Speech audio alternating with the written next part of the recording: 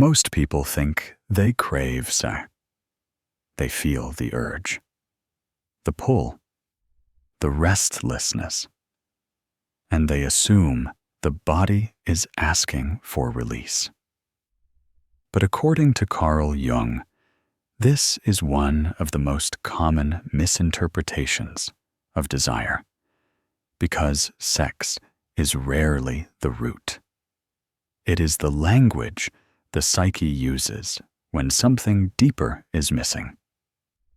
When you crave sex intensely, especially during periods of emptiness, confusion, or stagnation, the psyche is not asking for pleasure.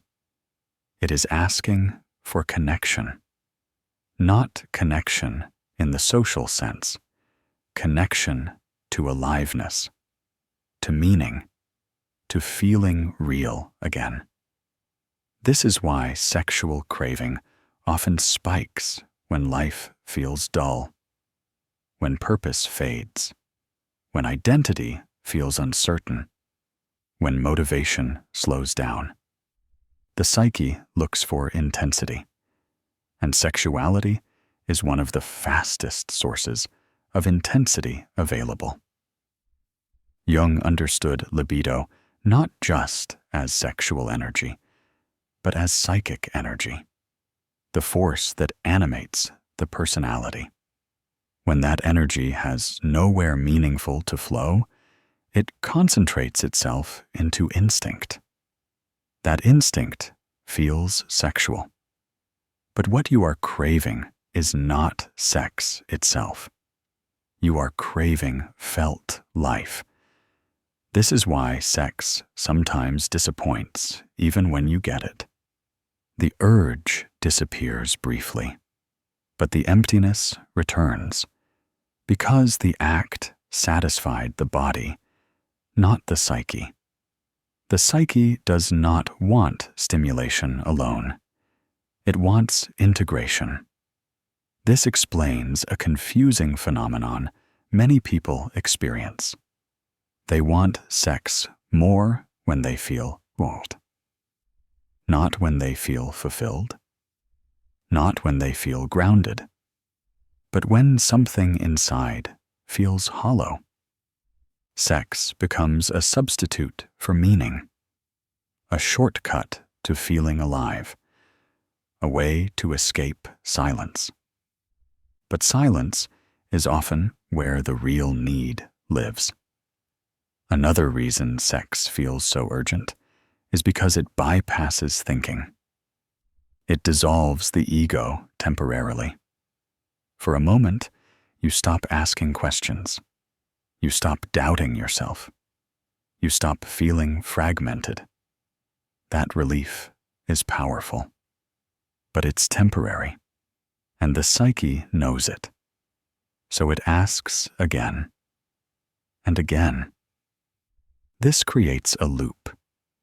You think you want sex, but what you really want is wholeness, to feel gathered instead of scattered. Jung warned that when instinct is used to compensate for inner disconnection, it becomes compulsive, not immoral, not wrong, compulsive. Because the psyche keeps using the same channel to deliver an unmet message. That message is simple. Something essential is missing. But most people never ask what. They only chase where. A new person, a new fantasy, a new body. And for a moment, the craving quiets.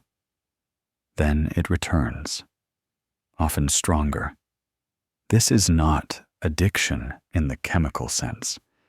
It is symbolic hunger, the psyche using sex to point toward something it cannot yet name. When sex becomes a craving instead of a choice, it is usually carrying something else with it. The psyche rarely speaks directly. It speaks symbolically. and sex is one of its most powerful symbols. According to Carl Jung, when psychic energy cannot find expression in meaning, purpose, or self-realization, it regresses into instinct. Not because instinct is bad, but because it is the fastest available outlet. So the question is not, why do I want sex so much? The real question is, what is sex standing in for right now? For many people, it stands in for validation. To be wanted is to feel real. To be desired is to feel chosen. To be touched is to feel seen. When self-worth is unstable, sexual attention becomes proof of existence. This is why desire intensifies when confidence drops.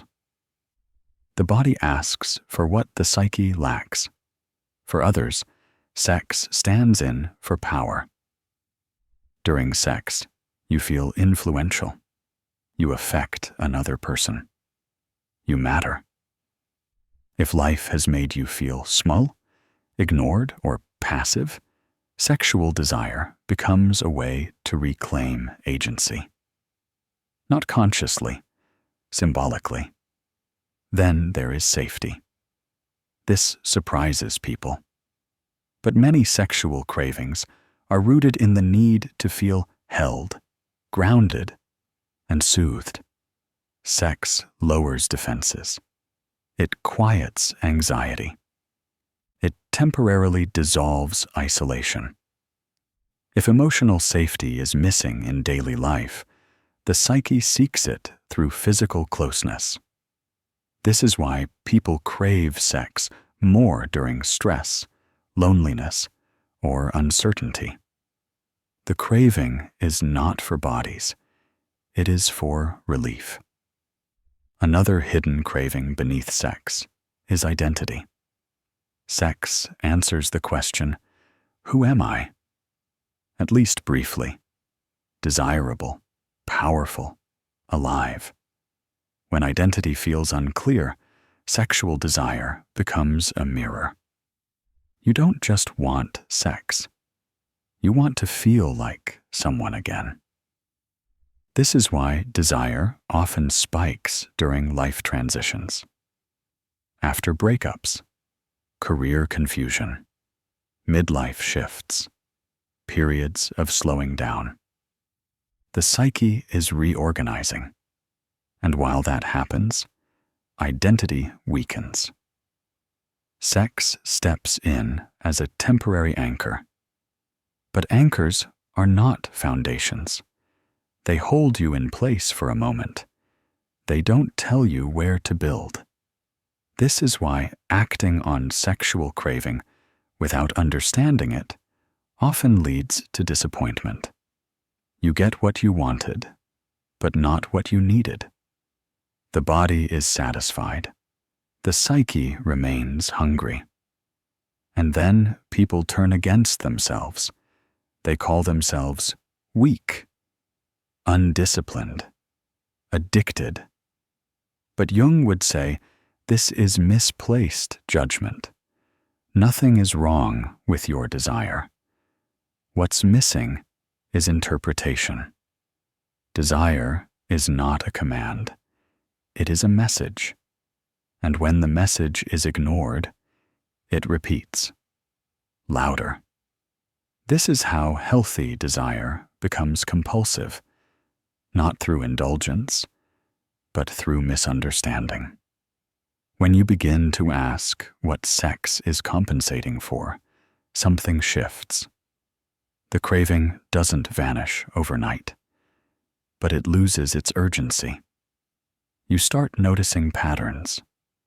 When it rises, what precedes it, what it quiets. Awareness returns choice, and choice transforms desire from a trap into information. When you stop chasing sex for relief, something subtle but powerful happens. desire begins to slow down, not because it disappears, but because it no longer has to shout. According to Carl Jung, when psychic energy is understood, it reintegrates. And when it reintegrates, instinct no longer needs to compensate for what is missing. This is the turning point most people never reach. They either suppress desire and feel dead inside, or they chase it endlessly and feel empty afterward. But when you understand what sex has been carrying for you, validation, power, safety, identity, the craving changes its form. You may still want sex, but it feels cleaner, quieter, chosen. It no longer feels urgent. Urgency was never desire. Urgency was lack. When lack is addressed directly, through meaning, self-respect, honest connection, inner work, sex stops being a substitute. It becomes an expression instead of an escape. This is where many people are afraid. They worry that without craving, life will lose intensity. But what actually disappears is not pleasure. It is desperation. You don't become numb. You become grounded. Sex no longer carries the weight of fixing your life. It no longer has to prove your worth. It no longer has to silence your emptiness. And because of that, when it happens, it feels fuller, more present, more human, less hollow. This is what Jung meant by integration, not control, not purity, but consciousness. Desire that is conscious does not rule you. It informs you. And when desire informs instead of commands, you regain something essential: choice. You can want without chasing, feel without losing yourself, connect without disappearing. That is the difference between craving and desire. One enslaves, the other participates. Once desire stops being used as a replacement, it reveals its original function. It stops pointing outward and starts pointing inward. This is the moment most people never reach, because it requires patience instead of action. When sex is no longer used to soothe emptiness, prove worth, or escape silence, the psyche redirects that energy elsewhere, not upward into ambition, not outward into pursuit, but into depth. Carl Jung described this as a return of libido to the self, a reallocation of psychic energy away from compensation and toward individuation. In simple terms, you stop leaking energy through craving. And when that happens, several quiet changes occur. First, your relationship with your body changes. You stop treating it like a tool for relief. You start experiencing it as a place of presence. Sensations become slower, more grounded, less frantic. Second, your attraction patterns shift. You're no longer magnetized by intensity alone. Chaos loses its charm. Availability becomes attractive. This confuses people at first. They mistake calm desire for boredom. But it isn't boredom. It's nervous system stability. You're no longer aroused by what destabilizes you. Third, imagination changes. Fantasies lose their compulsive edge. They stop looping. They stop demanding enactment. This doesn't mean imagination dies. It means it no longer has to compensate. Fourth, and this is the most important shift, self-respect returns. Not as pride, not as discipline, but as an inner boundary. You stop negotiating with yourself. You stop making excuses. You stop using desire as a reason to betray your own clarity. This is when desire becomes dignified. It no longer begs. It no longer pulls you out of alignment. It waits to be invited. This is what mature sexuality looks like psychologically. Not repression, not indulgence. Consent from the whole self. Most people think this kind of integration will make life dull. But what actually disappears is the noise. What remains is depth. Moments last longer. Connections feel real. Silence stops feeling threatening. You don't need constant stimulation because you are no longer running from yourself. This is why people who integrate desire often feel calmer without trying. They don't control sex. They no longer need it to carry their unresolved weight. And because of that, when sex happens, it's no longer empty. It's present. If this video helped you see your desire differently, don't rush to change anything. Just notice. Notice when the craving rises. Notice what it follows. Notice what it quiets. Awareness is already transformation. If this resonated, like the video, not for the algorithm, but as a marker of understanding. Subscribe if you want psychology that explains desire without shaming it or glorifying it. And if you're willing, comment honestly. What do you think you've been using sex to replace? The answer to that question is where real change begins.